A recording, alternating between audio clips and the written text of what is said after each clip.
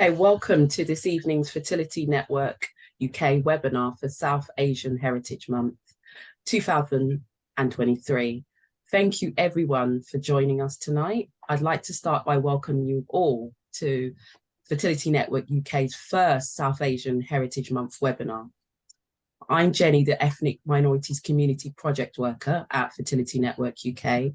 And part of the work of the Ethnic Minorities Communities Project is to provide support, information and resources to people from ethnic minority communities who are affected by fertility issues. As part of our South Asian Heritage Month Oral History Project, we want to raise awareness of the different stories and intersectional identities within South Asian communities. So in line with this year's South Asian Heritage Month theme, Stories to Tell, we have an amazing panel of speakers here to tell you their individual and collective stories of living with fertility issues. Just to remind you that the webinar is being recorded and it will be available on our website and via YouTube within the next week or two. All of our webinars are free, but we ask if you're able to make a small donation. We're a small charity. And so if you feel able to help us, we'd be really grateful. You can text to donate by texting FNUK and the amount you want to donate to 700-85.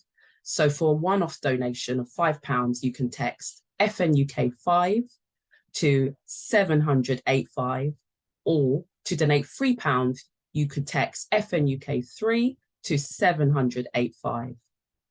Thank you in advance to anyone who feels able to do this, as it does make a real difference to us. Please don't forget, we are your charity and we are here for you. If you need support, we have groups across the country and some UK-wide groups, including a South Asian group and Muslim women's group. You can contact me, the Fertility Network UK Ethnic Minorities Community Project Worker. And also, it's open every weekday, so don't hesitate to get in touch. If we can help you, we will. So I'm delighted to now hand over to our experienced host for tonight. So thank you all, and over to you, Anita. Hi, Jenny. Thank you. And welcome everyone to the event this evening. It's great that you're able to join and look forward to hearing some of your questions later on. So just a bit of an introduction. So I'm Anita Guru. I've been a volunteer with Fertility Network since 2016. Due to my own experiences with infertility. So my journey started with a diagnosis of endometriosis, and what followed is 4 rounds of IVF, of which the second round was ectopic pregnancy. So I started the South Asian group because I recognise that there are some nuances in our culture and some other challenges that come with experiencing infertility. So really trying to bring that conversation to life. So we have an amazing panel, and I'll ask them all to introduce themselves. So Kaveeta, could I ask you to introduce yourself, please? Hi everyone, my name is Kaveeta and I am the events team lead at Chronically Brown, and we work to raise awareness for disabilities in the South Asian culture. Thank you. Great to have you here this evening. And Neelam. Hi everyone. So firstly, thank you so much for inviting me today. So I'm the founder of an organisation called Sisters, named after my ovarian cyst. And similar to Anita, I live with endometriosis, PCOS, PMDD, and a host of other conditions that affect fertility, and recently have undergone a miscarriage. The work that we do at Sisters is that we're a collective of individuals really looking at changing the narrative around reproductive well-being, trying to get us to a place where the community and the most marginalized of those communities are really centered in conversations. What we really strive for as an organization and as a community and collective is reproductive justice, equal access to healthcare, whether it's through national policy changes or education at a grassroots level, just ensuring that we're centering people at the heart of the work that we're doing. Thanks, Neelam, and great to have you here tonight as well. And I'll hand over to Seema. Hi everyone, my name is Seema. I work for Fertility Network UK I work in the Fertility in the Workplace initiative, which basically supports employers and employees going through fertility and finding ways to support employees in the workplace so that they can work to their best ability while they're going through treatment. And this passion stems from my own journey. I've had 9 rounds of IVF. I have endometriosis, and I struggled with being at work and going through fertility treatment. And obviously, as part of the panel today, being South Asian, that has its own challenges, as we all know. But thank you. Thanks, Seema. And just to add also, I'm part of the same team working with Seema in the Fertility in the Workplace team at Fertility Network. So what I'd like to move into is just having a bit of a conversation around, I know you touched on your experiences with infertility, but just drawing on your own personal experience, what are some of the challenges you faced from a cultural perspective when you have been on your journey? So Kaveeta, I'll come to you first. Sorry, so I forgot to say in my introduction that I am unable to have kids due to my disability. So for me, the culture disadvantages for me were, like, I had to, when I got married and stuff, or I've always got told that it was kind of going to be hard to find someone for me. And I heard like people saying to me that, you know, you must have done something in your past life to get these things. So for me, like just even getting married and then going into a family and talking about disability, I've also now got to tell them that I can't have kids. And, you know, obviously in the culture, it's get married, have kids. Yeah, and I do find it hard, because now that I'm 2 years married, even after a year, it's like, oh, so when are you going to have kids? And when's this going to happen? Have you even started trying? Or, you know, they will like quickly ask you, and it's like, no, but I'm just like, no, not yet. But they like eager to know a bit more. So yeah, that's and I find it quite triggering, especially when it's like brought up straight to you. It's like, oh, you got married now, the day after. Oh, when are you gonna have kids now? And yes, those are some of the cultural challenges that I've had. Thanks for sharing, Kaveeta. I'm sorry that you're going through that, but it sounds also so familiar, and I'm sure there's lots of heads that are nodding as you were talking. Just to kind of draw on what you just shared and what people were saying to you, what were some of your responses to them? Do you know what? Like right now, I'm just straight up honest, and I'm just like, you know, for me, it's the only thing that I can do right now is adoption or a donor surrogacy. They can't take my eggs out because it can affect the hormones of my heart and stuff. So I'm actually happy to talk about it. I think because I got told when I was 16, I've had quite a lot of time to deal with it. And so I'm more happy to kind of talk about it and raise that awareness to people, rather than hiding behind, because I want to break the stigma. Like, you know, you got to talk about it.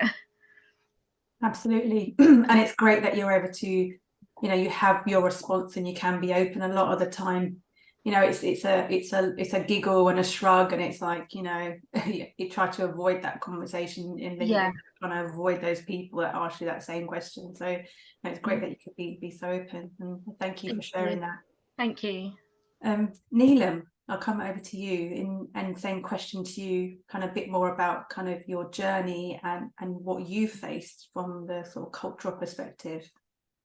So mine's been really interesting. My parents weren't the people that sort of pushed any of this on me, but they've made me very aware of it. So very unheard of for South Asian households. My mum was actually a sex education teacher first, so she was a nurse. So she was the first person of colour doing this work up in Yorkshire. So you can imagine I had a lot of these conversations around sexual health and reproductive health quite early on, particularly as she noticed that I had abnormal bleeding, heavy menstrual cycles, all the stuff that we don't want to talk about or feels a bit icky. I had to from a really young age. But where the interesting nuances came for me was actually the wider family members, such as uncles, etc. I went on the contraceptive pill very early to give me a regular period, even though I didn't know at the time what it really meant. I was just told to do it. And things like that were sexualized very early. It was seen as the prevention of having a child rather than managing a condition of sorts. There wasn't really anybody that was interested in finding out why I was taking it, apart from my immediate family who knew and understood. And it led me down sort of the path in where I've created Sisters. But what was interesting is the nuances that we hold as a community, you know, as a direct result of colonialism, patriarchy and misogyny within the community. As direct results of these, you know, men of many households across the South Asian community really do expect daughter-in-laws to have children very early on, and it's really to carry on this family name. So for a long time, because I know I've got PCOS, I know I've got a host of other conditions, I have never really thought, similar to what Kaveeta said, you know, about getting married, it wasn't really for me something that was on the cards. Any one of my friends will happily tell you that that was not something that was going to happen for me until I met my partner. And I'm very open about my journey around chronic illnesses anyway. And so that was a really interesting conversation with my in-laws, and continues to this day, about you know, not having children. I'm a yearing married, so I'm a year behind Kaveeta now, so I'm gonna have to get some tips off her. But it's really interesting because I went in straight away with my husband. My cards were on the table. I mean, to be fair, at that point, because of the work I'd been doing, you could only Google me and find out this information for yourself. But that doesn't mean that journey is the same for everyone else in our community. Just because I could be open about it doesn't mean that everyone else could be. We still have people, you know, in Sisters that, unfortunately, we still hear stories of people getting divorced because they can't have children. And the interesting thing about these conversations is always placed on a woman. You know, the woman can't have children, the woman can't do this, she hasn't been eating right, she's put too much weight on, she hasn't been eating her badam, she needs some binya, and all of these weird little things. And, you know, being told that you need to do certain things, you need to do a little bit of yoga, eat some kale, you know, have a little bit of coconut oil in your tea or whatever, and suddenly, you know, a baby will magically sprout from you.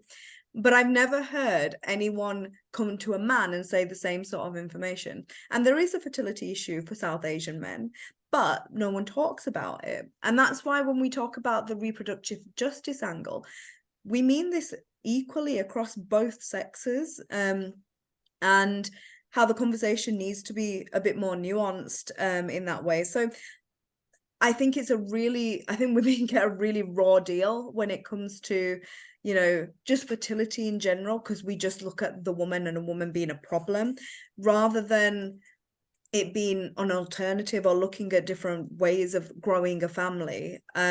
We tend to look at families as being very nuclear. So, you know, a 2-point sort of 4-family household. And I think that's also part of the problem, is this expectation that men have of us, and father-in-laws and even mother-in-laws. You know, that internalized misogyny is very real from mother-in-laws. And so it's, you know, we still see in Sisters, something that really saddens me is when we see people adopt children and the extended family will not accept them children and make it quite hard for them. Because for me, children are innocent in this conversation, whether adopted, fostered or what. And just because of these outdated cultural practices, they're essentially still treated like outcasts within the home. And that's not something people are willing to talk about, because it's almost like saying your own community are just as bad, and we don't like to admit that about ourselves. So I think it is a really multifaceted conversation. I personally have been lucky in some ways, but that doesn't mean the rest of the community have been lucky in any ways. I still feel like we're 10 years behind in a lot of different ways. And I'm seeing everyone like agree with me right now. Is just that we've got such a long way to go.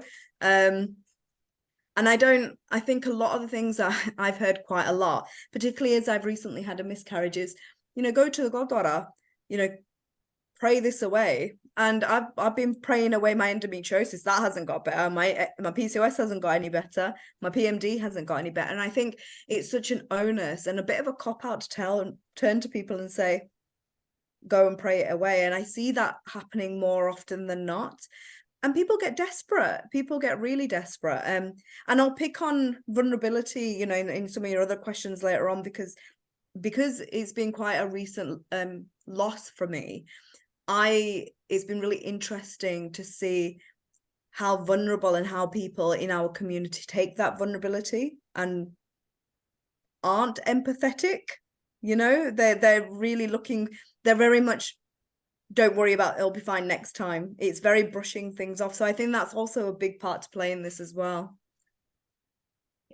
Absolutely. Thank you, Neelam. And you know, I hope you're feeling okay with everything that's happened recently. And you, like you say, people tend to want to brush it under the carpet because they don't want to have that conversation where they might feel awkward. So yeah, you've raised a lot of good points, and then we'll definitely come back to some of those. So thank you for sharing. Seema, over to you. So same question in terms of your experience and what you experienced from the cultural perspective.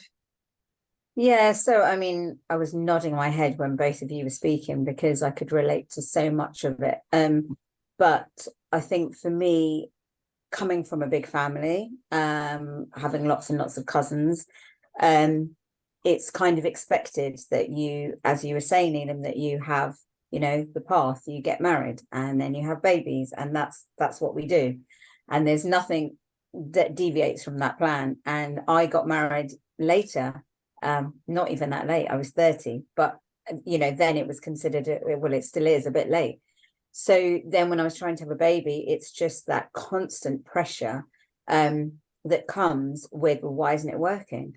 And exactly what you said, Neelam, it wasn't about my husband. Nobody was asking him anything. In fact, I remember my mother-in-law, because I was living with them at the time, for the first 3 years, and I remember her saying to me, you know what, maybe you need to lose a little bit of weight and then maybe it will work, you know, and then maybe my son might want to, you know, like you know, carry on and so forth. And it was just a bit of such a weird thing to say, but it's that whole thing that, you know, that cultural pressure of why isn't it working? And so many cousins who are younger than me, when they started having babies and I was older, that was really hard because it's like, you know, I'm not following that path and my cousins are, well, what's wrong with her?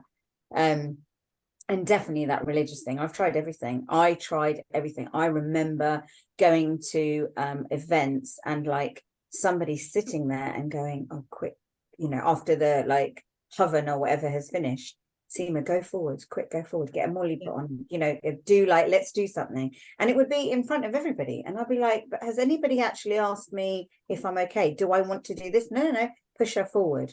And obviously I will touch on some of the other points later with your questions. But yeah, to me, I think it's just that whole pressure that this community makes you feel if you're not ticking the boxes in the right way.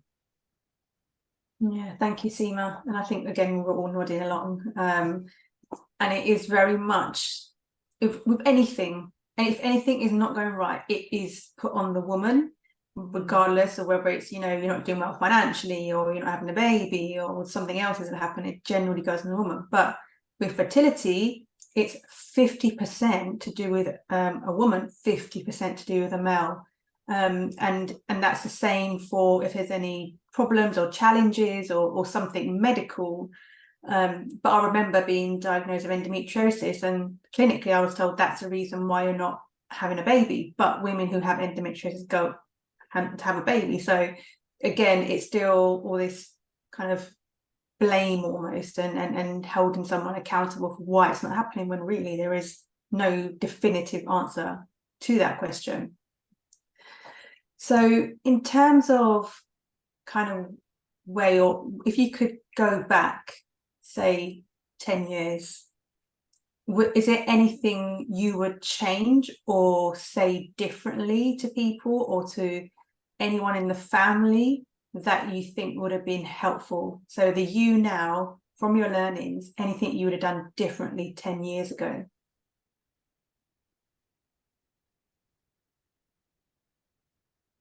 Seema, you're nodding. Yeah, I think it's about the wider conversation, and I think it's about making people understand that, you know, things don't always go to plan, and actually we need to be conscious of that. So, you know, when people make pregnancy announcements, and this is obviously across the board, but, you know, for me, pregnancy announcements, you know, on my WhatsApp family groups, or, you know, like things like that, it's just being aware, and it's just educating people a little bit to say, do you know what, everything doesn't always go to plan, and sometimes, you know, we have to do things differently. And it's kind of just starting the conversation earlier. I mean, definitely when I look back, you know, with aunts and uncles, I mean, I wish now that I could have turned the clock back. If they were sitting in front of me now, I would say to them, do you know how this made me feel? And actually now I would have turned it around at the time and said, well, actually, I'm having problems. But you can't talk about it because you brush it under the carpet. Oh, she's not getting pregnant. Oh, you know, okay, let's not talk about it. So then you don't talk about it. But actually now I look back and think, actually, I should have just turned around and said, I'm having problems, and actually I'm going through IVF. Yeah. And then that starts the conversation, because us keeping quiet, which is what we're trained to do, you know, it's not helping. So it's a two-way process, I think. Yeah, absolutely. And it is always that, I think when you're in that phase of, you know, you're going for treatment, you're kind of just, you can't step out of it and think, actually, this is what I should be saying. It's difficult. But yeah, no, it's a really good point, is I think if you can be honest, just to shut down the conversation and stop it from happening again in the future, then I think that definitely can be helpful. Anything from yourselves, Kaveeta or Neelam, on that question? I think for me, luckily I haven't had to have this conversation yet, because I haven't, like, I don't know which way I want to go, like the adoption side or the surrogacy side. And luckily I do have a husband that's supportive. Like when I first met him, he actually said to me, how do you, because I actually said to him, you know, I know this is a big thing in our culture, and I was more afraid of what his family would think. And he turned around and said to me, well, how do you know that I can't have kids? I haven't tested myself. So we'll cross that bridge when we get there. Yeah. But I don't know how others are going to take it yet, because I haven't actually gone forward and made decisions yet. But now knowing this, I think I will be a bit more stronger in terms of shutting things down when it needs to be. But I've just, yeah, like I think back in the day, I would just leave it. Or if someone was saying something about my disability or you can't have kids, I'd just like, I'd go home and cry. But now we need to, it's important to break these stigmas and talk about it, especially in Asian culture. Yeah, good for you. Thank you. Thank you. And Neelam, anything from yourself? I think I look at it, I mean, it's been a bit different for me because I've been so honest from the outset. But I do think being open and honest helps, but I don't want to push people to have to do that before they're ready. It's like it's a lot of an emotional burden. I only became really public with, for example, my miscarriage, because I went on a big family holiday with all my in-laws. There was 22 of us in the end. And I was like, my sister-in-laws are going to ask me. And they're not going to ask me from a place of trying to upset me. They're going to ask me from a place of love, because, you know, they love their brother. They love their sister-in-law. I hope they do. And they, you know, they want the family to grow, right? So I remember and I did it on a WhatsApp message, and my sister-in-laws really suddenly changed and became really nurturing. Obviously on the holiday, I wasn't very well, and they looked after me quite a lot. And it was because of that and the way they took it. And all of them spoke about their own journey, which really took me by surprise. And my husband's got a huge family. So for all of them to have had their own sort of journey and speak to me individually and privately, I was like, oh, there really is a lot of us out there. You know, I don't think the statistic of 1 in 4 women is actually correct, if I'm honest with you. I think it's underreported. And so that sort of led me into sort of what we're doing now around just it's not even the raising the awareness. For me, I don't want people to be in a position where they have to feel like they have to advocate for themselves and tell people. I want the auntie and the uncles to stop asking the personal questions. Just stop. That's for me, that is what the ultimate goal. Like, if you don't go to a wedding and an auntie doesn't ask you, like, when are you having kids, that's the goal for me. Because, you know, I think everybody is a little bit worried about going to an Asian event when they're struggling having children. We just need to stop asking invasive questions, because not everybody wants children as well. There's this assumption that everybody wants to have a family. There are people that really don't. So yeah, that's for me. Auntie, if you're watching, stop asking the question. I agree. That's the best advice. If anything to take away from this evening is, do not ask someone when they're having Yes. because that is a loaded question and you don't know what that person is going through in their life, and it's none of your business. It really isn't anyone's business. Exactly. You're asking that question. So yeah, no, I fully agree. So a couple of you touched on kind of your partners. What I wanted to ask to you guys is, do you think it's harder for men in the community to talk about things around fertility challenges, being a male and in the South Asian community? And has there been anything that, you know, your partner has experienced through their journey?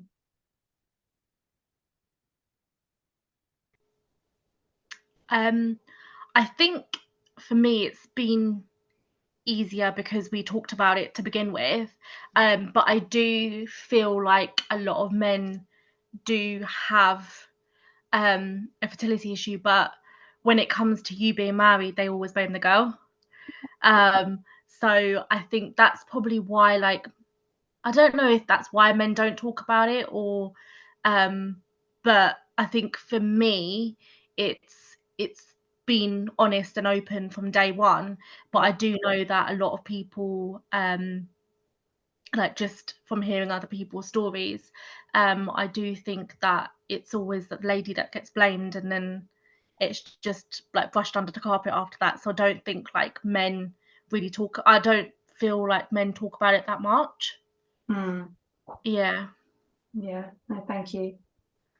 I think men do struggle with it though, because like I know my husband didn't. I mean, if I couldn't talk to anybody within my community, then for men it's even harder, because as we know, men don't talk. I mean, if you look at the statistics on infertility, the percentage of the issue that's for male is actually slightly higher for male than it is for female. But I mean, if you told somebody that old school in the Asian community, they'd be like, no, what are you talking about? It's never to do with the man, you know. But I think we do have to be conscious of men, because men don't talk and they need the support. And whilst women are the ones who go through the process and have all the physical, you know, elements to it, I think we can't forget about the men, and particularly in the community, I think there needs to be some sort of place where they can go and talk to people freely without being judged, or, you know, because it's hard for all cultures, you know, being a man and talking about this. But I think particularly for the South Asian community, it's even harder. Yeah, no, agree. And Neelam, how about yourself? I think it's been interesting because ours is relatively new. And my husband, I didn't want to openly tell people that we, you know, had a pregnancy loss. And so I decided to do it via writing, just getting my feelings out. So I wrote an article and then we posted it online, and we just left it at that, because it was the quickest way to tell everyone without having to have the same conversation over and over again. And it made me feel a little bit more removed from it emotionally. But one of the things I have appreciated is his friends have actually rung him quite a lot. And they're not the sort of boys to pick up the phone. And he spent about an hour upstairs just talking to different people that are calling. I thought that was quite beautiful. And that's what we need more of. Just, I really have had loads of different sort of responses, mixed responses from people. I've had a lot of therapy talk from people, and I don't know if anyone's ever experienced that in sort of friendships or people around you. It's a real therapy talk of, yeah, you know, we'll hold space for you, we'll do this, but it doesn't feel like it's really coming from the heart. It just feels like something read on Instagram, if that makes sense. And so I've noticed that people almost want to tiptoe around me, and all I want really is some normal stuff. You know, I want people to speak from the heart. If it's difficult for them, tell me, because it's just as difficult for me. But I think one thing that I've really been hit with is a level of therapy talk where people think if they tiptoe around me or say things in certain ways, that's how I want to hear it. But it feels really removed from emotion. And I'm someone who's very fueled by emotion. So that's the sort of conversations I would prefer to have. But yeah, it's been it feels like it diminishes the subject a little bit, and I think it's partly because people feel uncomfortable about, you know, talking about it and tiptoeing around you in case they say the wrong thing. But I would rather someone say the wrong thing with the best intentions with me. You know, I don't want people to feel like they talk, you know, going around eggshells. But on the other side, something that I have experienced a lot of, my inbox was inundated from people with their journeys and stuff. But I got 3 separate messages from 3 different people I don't know, and one person that I have sort of networked with in the past, all trying to sell me products that will help with fertility, whether it was like relate hormones or like herbal type remedies, and one was like a juice plus one. And I was a bit like, I've just sort of bared my soul to the world.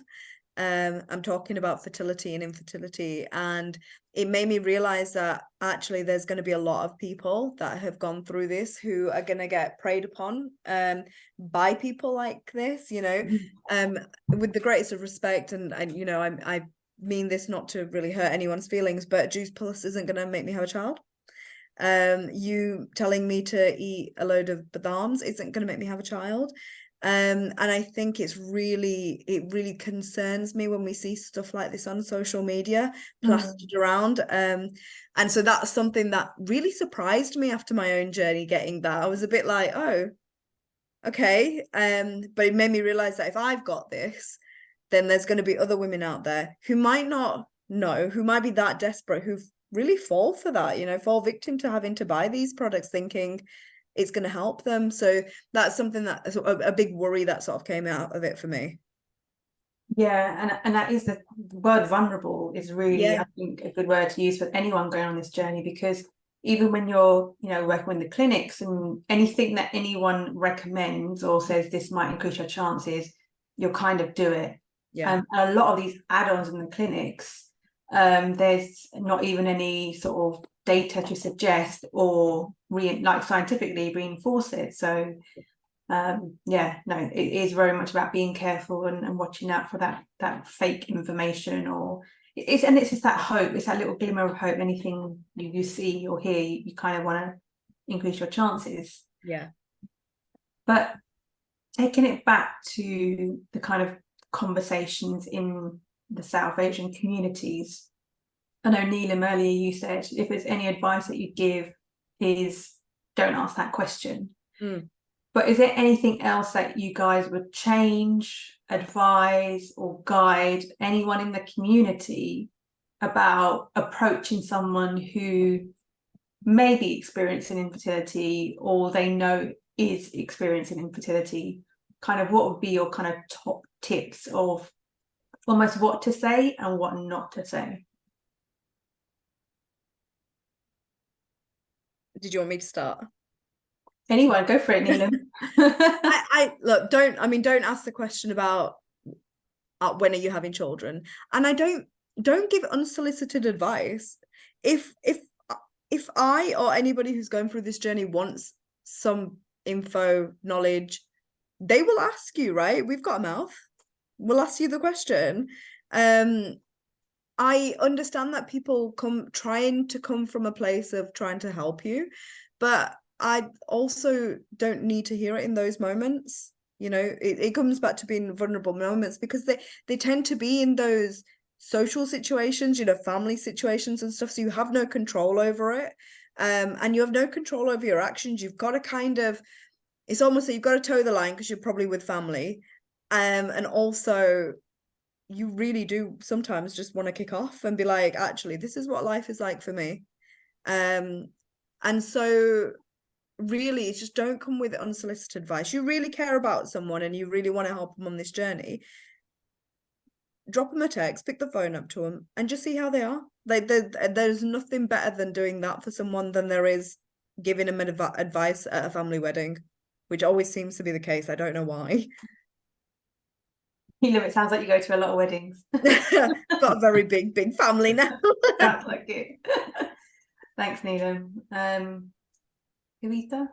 I would literally say the same as Neelam as well. Like, just don't ask the question and don't give unsolicited advice. And like, even if you're hearing other people, because I know like some people would just blatantly ask other people like, are you pregnant? And you're like, okay, like maybe she's not pregnant, like don't, you know. And I think I do hear like other people going, oh, don't sit with them because, you know, they just had a miscarriage or stuff, you know, stuff like that. I've like, my mum said it in the past as well, and even when she was having me, she was like, people told her like, oh, she didn't have a certain prashad, that's why I came out with a disability. Wow. So it's just kind of like, I know you can't change people and their way of thinking, but if you do hear that, maybe just like, look, just put yourself in her shoes. Maybe, you know, asking someone if they're pregnant is not very nice, or doing this is not very nice. Just, and in a like a normal tone, not like shouting, but just so that they might be like, oh, okay, like I'm you know, I was unaware that these aren't like questions could be triggering, because some people just don't realize what they're saying half the time. No, absolutely agree. Thank you. Seema, anything from yourself?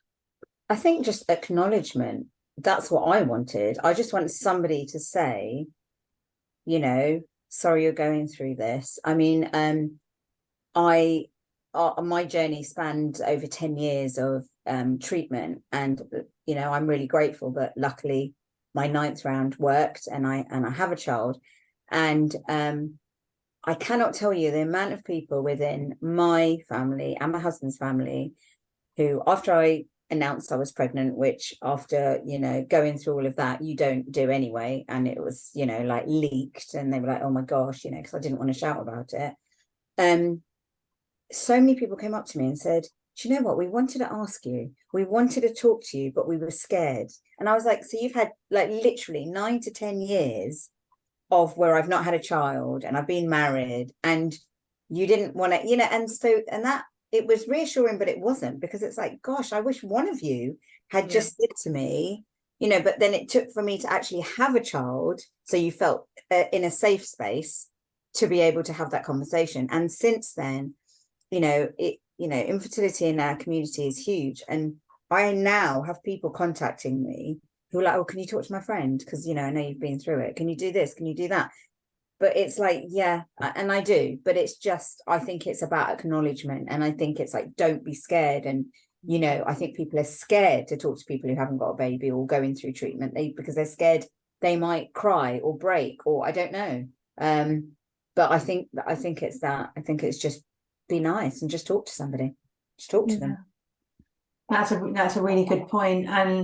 And I think when you are going through that journey, it can be such a lonely journey that you just want people to see you, and acknowledge you and kind of see you, okay, and how are you as a person, as a human? Forget about everything else.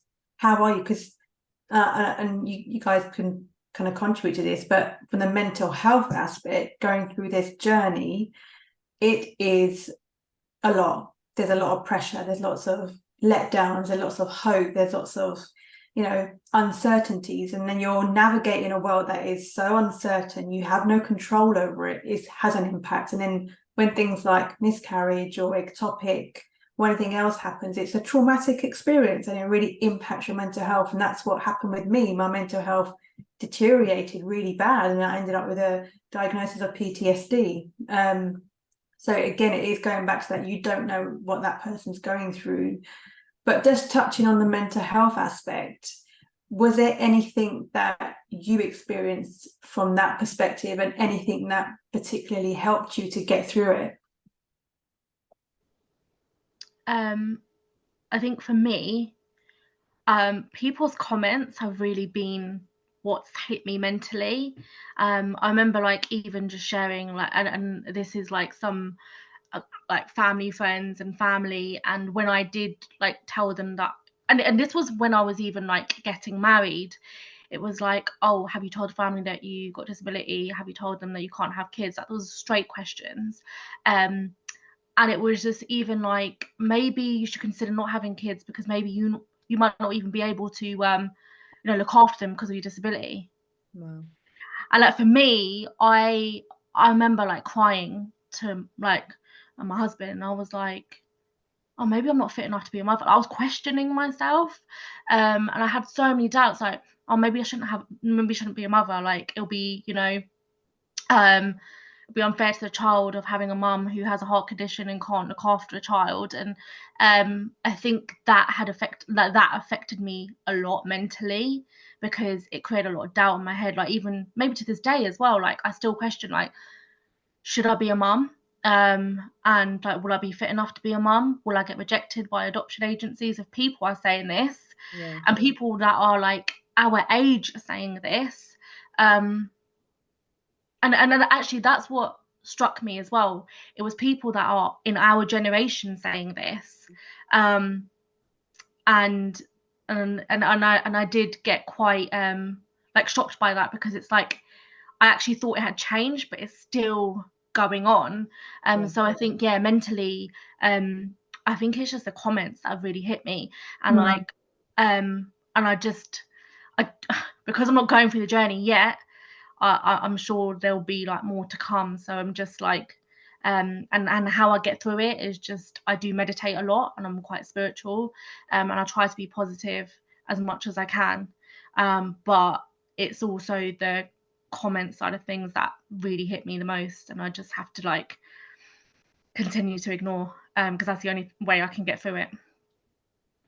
No, thank you for sharing that. And you don't have any control over what's happening in your body, but people have control over what they can say to you. So massively, just be conscious of anything that you say to someone who's going through a health condition of any sort. So sorry you've had to experience that, Kaveeta.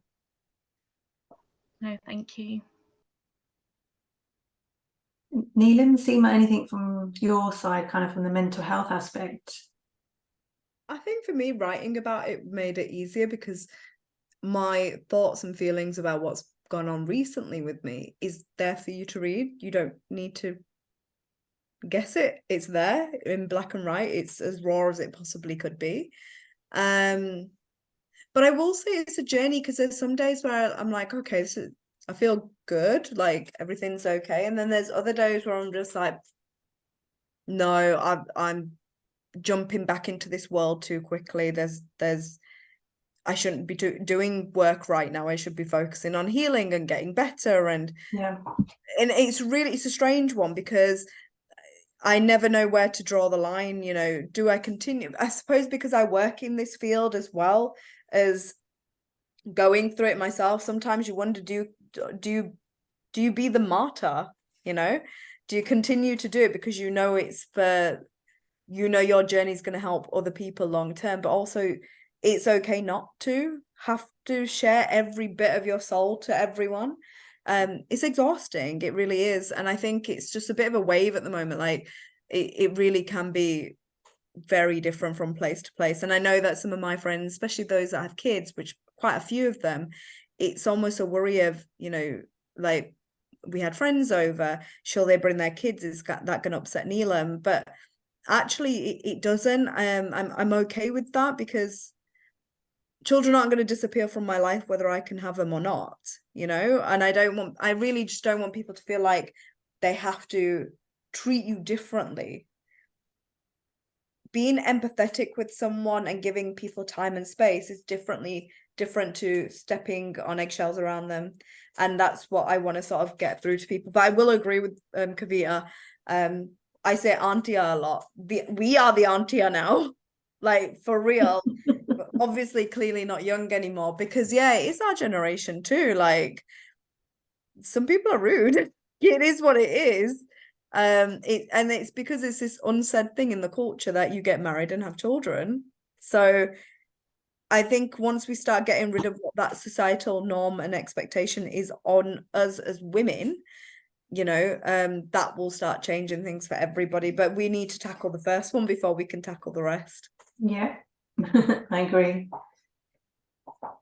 Seema, anything from your... Yeah, I think like I can now look back on my journey, which is still going on, to be honest, is that, you know, I just kind of went cycle after cycle after cycle, and like, you know, just did this, and it's just, you know, now I look back and I just think, how did I do it?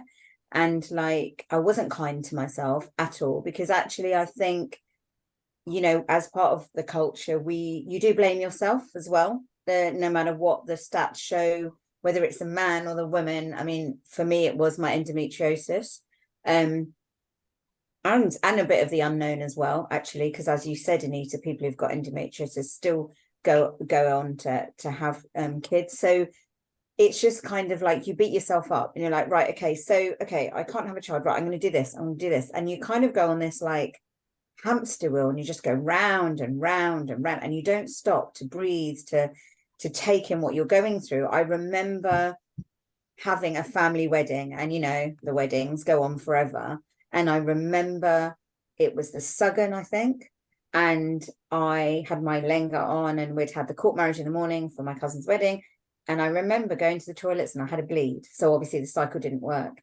and I just picked myself up, went back on the dance floor, carried on dancing, went through the whole week-long wedding. And now I look back and went, why did I do that?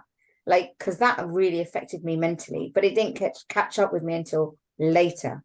And even having, and lots of people who have children after losses and going through fertility treatment, the journey doesn't stop. I'm still on that mental journey, which sounds really selfish to say, but it is. You're constantly on it because you just look back. So I would say to anybody who's going through it to just be kind to yourself and do what you need to do. Forget if you need to go to somebody's this, that, or the other. Forget it. Just do what is, you know, what is right for you at that time. Thanks, Seema, and 100% agree. I was the same. You just carry on. You just keep going. But it does reach a point where your body will actually just tell you that's it, enough. And yeah, so I had the similar sort of reflections of, if I would go back, I wouldn't just carry on. I wouldn't just, you know, keep going as if nothing had happened, because you have to take care of yourself, because it will catch up. And a lot of what you're describing, even now, you know, you, like you say, it still continues, is that trauma stays with you from that journey. And you can never underestimate the impact of a failed cycle. It's devastating. And the thing that I started recognizing from very early on in my journey is that it's the grief that stays with you throughout that whole journey as well. So yeah, just be kind to yourself, for anyone who's listening, and give yourself that time out. You're not a machine or a robot. You have to just keep bang, bang, bang, round after round. Just stop and take a pause and think about yourself as well. But yeah, so, and I think Neelam, earlier you and Kaveeta as well, you've touched on, you know, the alternative paths to becoming a parent. And obviously in the community, there are issues around, you know, if it's not a natural birth, even having IVF is an issue in some families. But kind of what would be your thoughts, your advice on anyone who is thinking about going down an alternative route, how they might tackle some of those challenges in the family, in the community?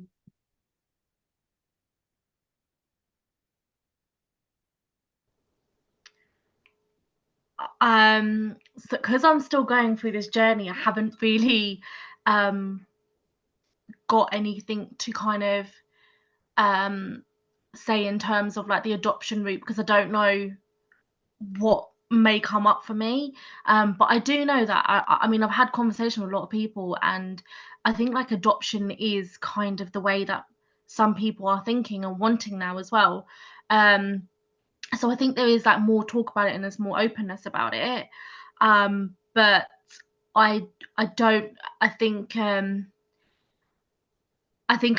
we just need to keep like talking about the subjects, and making these more aware and common, for us to like go ahead,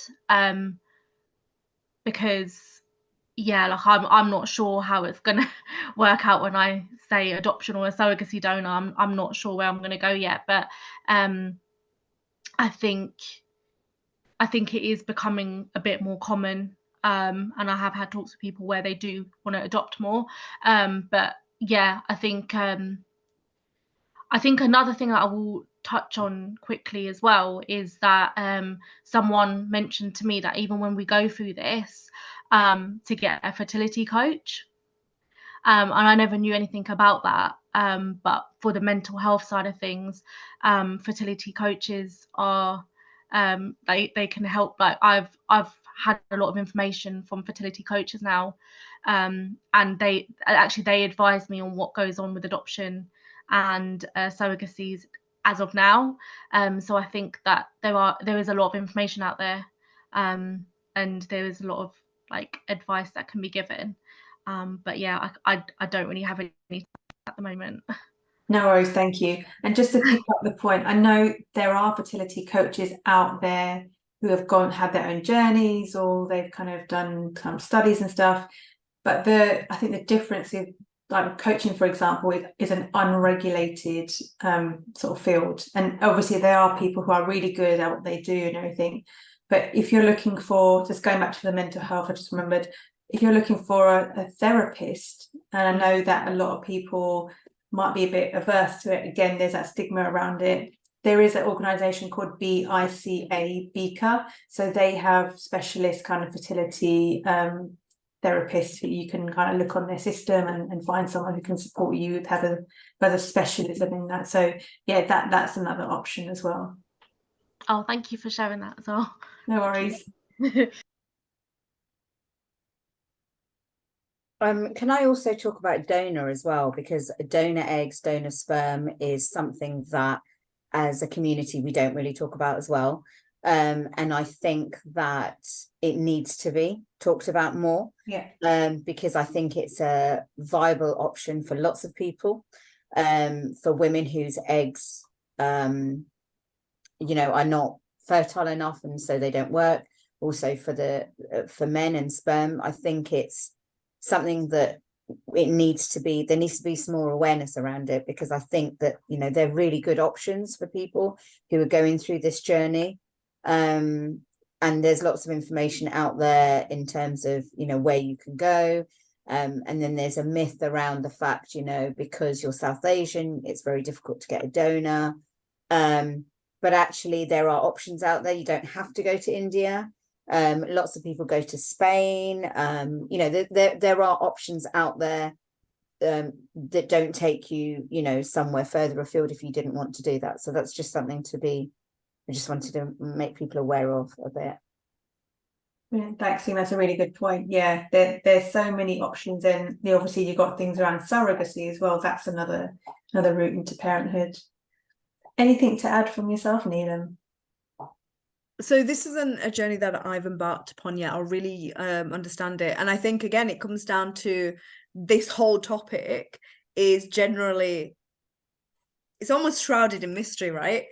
And this is somebody who works in this space, etc. And I'm still having to go and out actively looking for the information. So if I'm having to do that as somebody who's in this space regularly, it just shows how information is not that accessible. It's not reaching the communities. And so for me, I've just got to, I think information sharing and knowledge sharing is so important. So if you know something that the community don't, and you need to get it to them, then work with other people to get it into those communities, because we're not going to get the right information to the people that most desperately need it unless we start being open and knowledge sharing with people. And that's the only way you're going to sort of see a difference and actually start getting that information to those people. Brilliant. Yeah, absolutely agree. So I suppose as we're approaching the end, and we'll kind of wait for any questions that are coming through. What would be your closing remarks, closing comments to A, the community, and B, the people that are actually going through their journey at this point in time?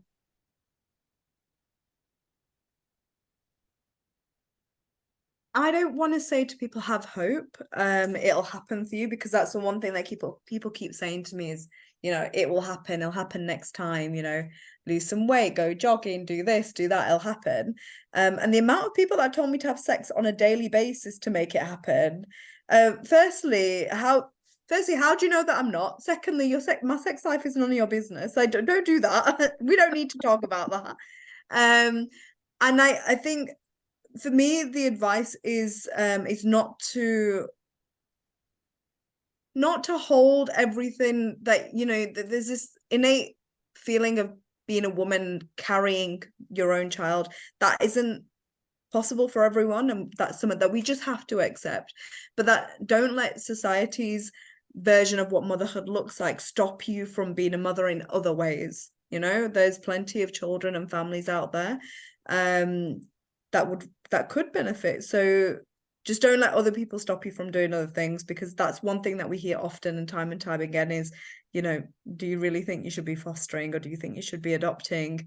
You know, lokikigena is the, you know, the big word that everybody seems to think, but actually when it comes down to it, the people that are in your immediate household, the people that care about you the most, they're the ones that are going to be with you to the end. So they're the ones that matter the most, not what loki you're going to say. Yeah, absolutely. Thanks, Neelam. Do you want me to go? Yeah, go for it. I think the biggest thing I would say is to be kind to yourself. I know I've said it before, but now I'm on the other side of this journey, sort of. I would say it's just really important to be kind to yourself. And also, you know, if you want to find out whether anything is worth doing, go onto the HFEA website to make sure that you're not, you know, doing an add-on somewhere at a clinic that's just not going to work. And do your research, because I didn't. And that's one of my regrets I have. Do your research, do whatever you need to do, talk to people, join groups. FN UK, we've got loads of support groups. As you said, we've got the South Asian group, but, you know, talk to people who are going through what you're going through so that you can get support from one another, because actually no one knows about the journey unless you're going on it.